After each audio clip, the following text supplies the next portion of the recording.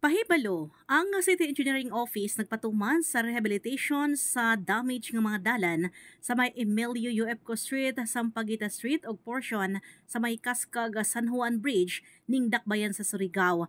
Dinhi gipahibalota ng mga motorista labi na gyud sa mga public utility vehicle padulong sa may Barangay Punta Bilar, Lipata, Danao, Barangay Ipil, Mabwa o galungsod San Francisco, Anao-Awon, Surigao del Norte, kamo nga giabisuhan nga moagi na lang sa may National Highway imbis nga sa may Barangay San Juan to Sabang Coastal Road aron malikayan ang kaguot gumikan sa volume sa traffic sa may Sabang Bridge atol na usab sa rush hour. Ang pamahayag gikan sa City Engineering Office. Ato kay ang sa Kaskag. So the project there is reblocking ng ato dayan. So reblocking kay daot naman si siya, di ba, kuan na gadud ang tricycle o moagi dito. So amo nang i-reblock nato para mabaguhan si siya ng dayan. So a total of about 200 meters ang ato project, pero amo si siya gi-divide into 4. So kibali jaon ko man, jaon duol sa tulay, first segment jaon namo. So diyan first segment, so jay ato approach dito sa Navalca side, jay sa Kaskag side.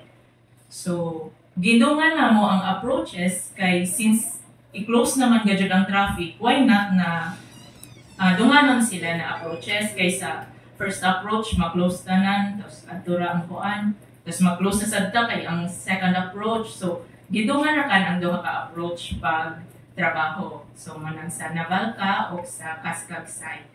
So, isa sad sa reason nga gikuan na mo ang approaches kay para mo gana bitaw ang grade or jaon. Pagsaka nato, mas gana si siya na transition. Kay amo nang isa pud sa purpose sa atong project. Kay di ba murag balik man ang approaches. Di siya mo laong tapos mo kalit pag laong. So, para mas inanay si Diya pareha sa Surigao High bitaw. So isa na sa among i-correct kibali. So after sa approaches, no, in about a month, makuan na siguro ang traffic, ma-open na diyon na approach. So by then hopefully dili na karadyaw heavy sa San Juan na bridge kay makalipot naman diri sa Kaskag sa mga streets bitaw ng Kaskag kung ma-open na diyon na side. So, if ma-open na dyan, sibog na sad kami sa segment 2. Ibali, paatras na kami pasingod sa Kaskag Gym. So, 3 more segments. But at least, by then, makaagi na ta sa Kaskag Bridge. So, dili na karadyaw traffic after dyan first segment naman. So, we are hoping na kan sa idyo pagsabot, no, kuman raman sa dyan.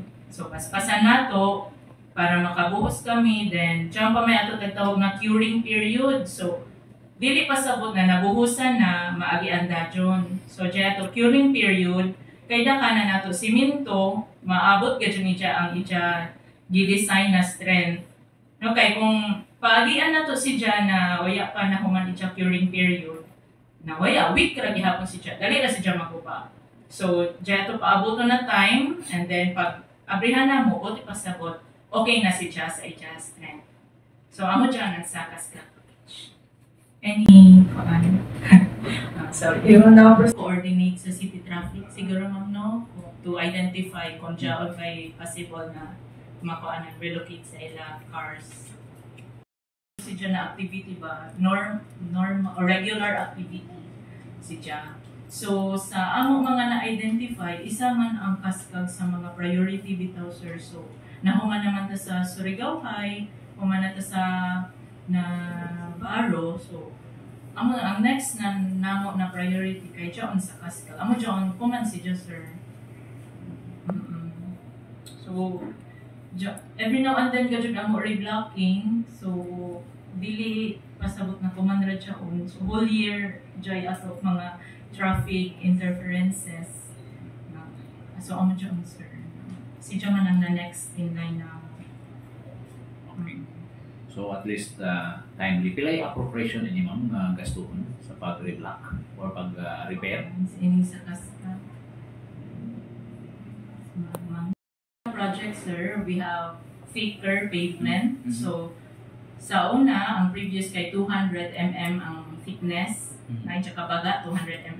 Karon 230 na siya. So, mas baga, so mas ligon. As to the quality, nagtutok gadjud sir amo mga engineer. And we have a new section man sa City Engineering dyan, Quality Assurance Division. So, dyan ato engineer for quality assurance. So, magbantay gadjud siya sir sa masa, daon sa ato level na masakto pag silhig ng dyan na sakto gadjud. Supervise. Yes sir. Kay basin og isa ka dump truck nga graba, duha ra ka sakong semento isagol. Na, yes sir.